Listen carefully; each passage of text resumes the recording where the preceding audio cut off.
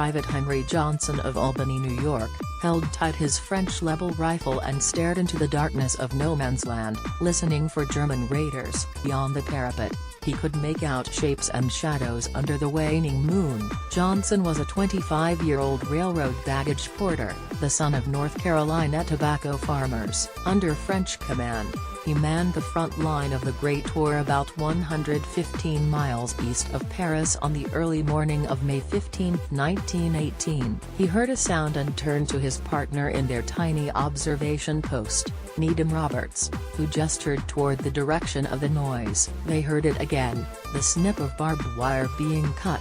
Johnson fired an illumination rocket into the sky, then ducked as German grenades flew toward him.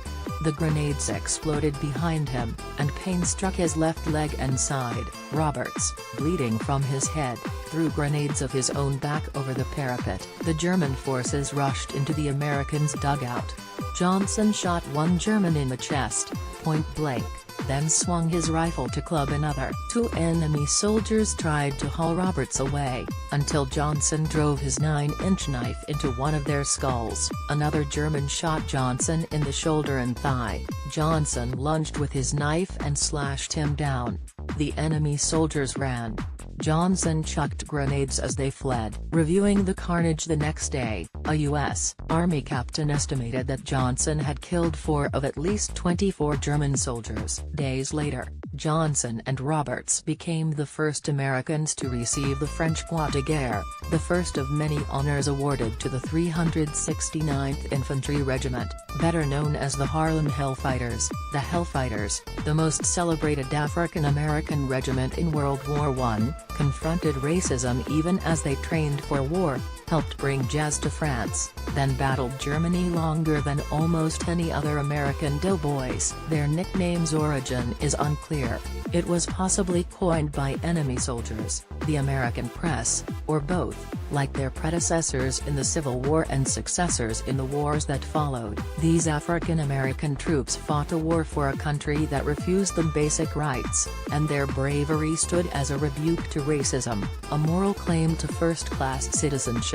They were mostly New Yorkers, the first black troops in their state's National Guard. After years of lobbying by civic leaders from Harlem, Manhattan's celebrated black neighborhood, Governor Charles Whitman finally formed the all-black unit, first known as the 15th New York National Guard Regiment. In 1916, as the U.S. prepared for possible entry into World War I, the majority of the enlistees actually came from Harlem, which was home to 50,000 of Manhattan's 60,000 African Americans in the 1910s. Others came from Brooklyn, towns up the Hudson River, and New Jersey, Connecticut, and Pennsylvania. Some were teens, some in their mid-40s.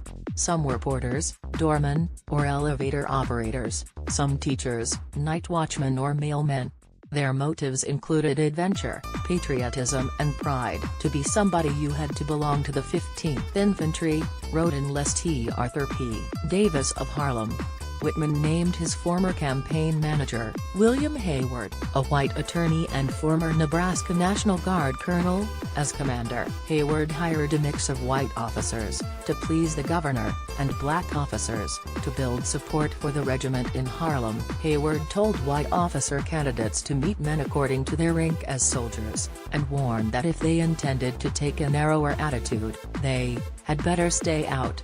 In the years to come, he would repeatedly advocate for fair treatment for his regiment within the Army. Hayward also recruited African-American band leader James Reese Europe to form a first-rate marching band for parades, recruitment and fundraisers. Europe, a classically trained violinist and ragtime performer, enlisted as a lieutenant and convinced top Harlem musicians to join. Even before combat, the regiment faced unjust challenges from fellow Americans.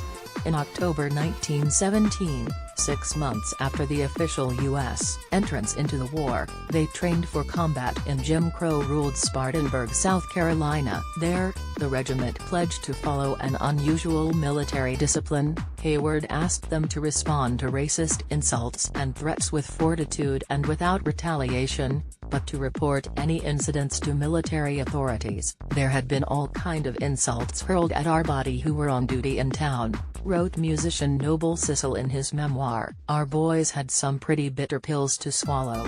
Sissle himself was kicked and called a racial slur by a hotel's proprietor when he stopped in to get some newspapers. 100 black and white soldiers gathered at the hotel's entrance, bent on seeking restitution, Sissle wrote, but Lieutenant Europe's calm intervention diffused the confrontation until military police arrived. "He really showed his mettle and ability to handle men in that very unpleasant episode," Sissle recalled. "As a direct result of such repeated confrontations, not despite them," wrote Peter N. Nelson in A More Unbending Battle, A History of the Hellfighters, "a bond was forged among the men of the 15th, a fighting spirit they hoped would serve them well when they got to France." The 2,000 troops arrived in Brest, France, on the first day of 1918. On the docks, they surprised French soldiers and civilians with a jazz rendition of La Marseillaise. As the band played 8 or 10 bars, there came over the French people's faces an astonished look, quickly alert, snap into it attention, and salute by every French soldier and sailor present, wrote Sissle in his memoir. Though some Parisians had heard American jazz music before, the syncopated beats were likely new to Brest, a port town in Brittany.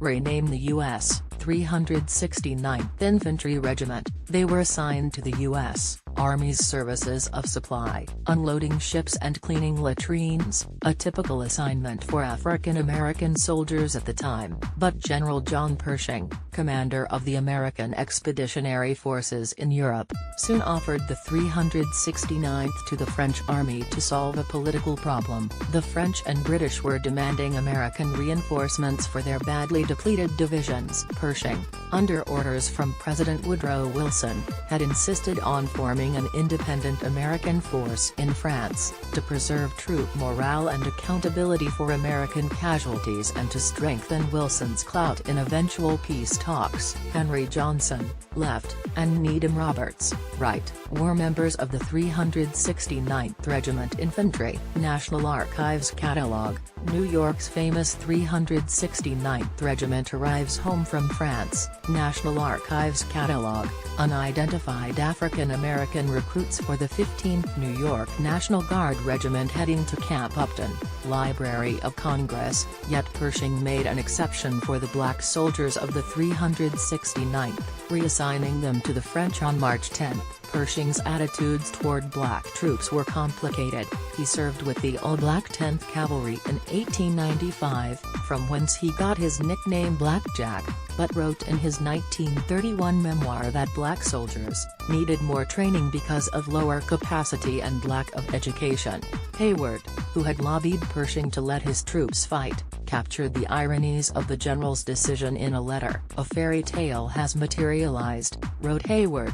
"We are now a combat unit." Our great American general simply put the black orphan in a basket, set it on the doorstep of the French, pulled the bell, and went away. After 3 weeks training by French troops, the 369th entered the combat trenches on April 15, 1918, more than a month before the American Expeditionary Force's first major battle. For 3 months, as the German spring offensive raged dozens of miles to the northwest, the 369th manned the front line and fought occasional skirmishes, including Johnson and Roberts' battle against the German raiding party. American reporters' accounts of their heroics reached home within days.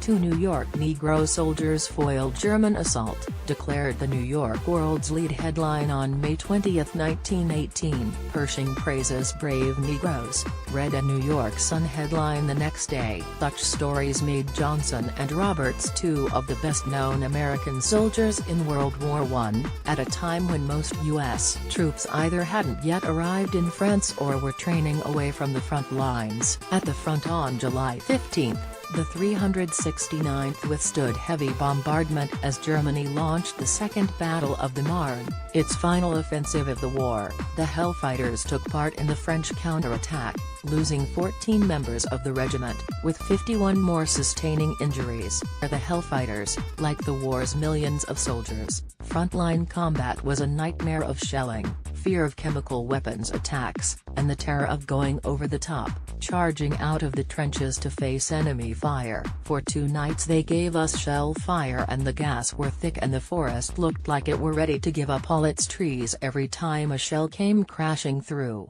wrote Horace Pippin, a private from Goshen, New York, who later became a prominent painter. We barely knew what to do, for we could not fight shells, but we could the Germans. We would rather face the Germans to come over the top than to have their shells. As part of the Meuse-Argonne offensive, in which more than 1 million American and French troops attacked the German lines, the 369th suffered some of the worst casualties suffered by an American regiment in the war, with 144 killed and almost 1,000 wounded. "What have I done this afternoon?" wrote Captain Arthur Little in his memoir, "From Harlem to the Rhine, lost half my battalion, driven hundreds of innocent men to their death." Lieutenant Europe, gassed at the front, wrote his best-known song, "On Patrol in No Man's Land," from a hospital, ruled unready for combat but fit to serve.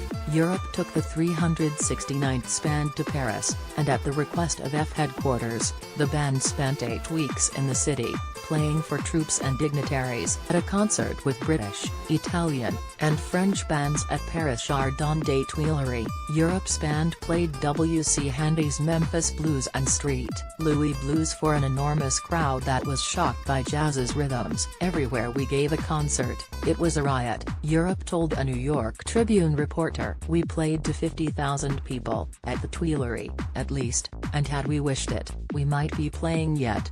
Histories of the regiment say the troops spent 191 days on the front, more than any other Americans. On February 17, 1919, a massive crowd filled Fifth Avenue for a victory parade honoring the Hellfighters. The band kicked off the procession with a French marching song, full of bugle fanfares, reported the New York World, as well as saxophones and basses that put a new and more peppery tang into it.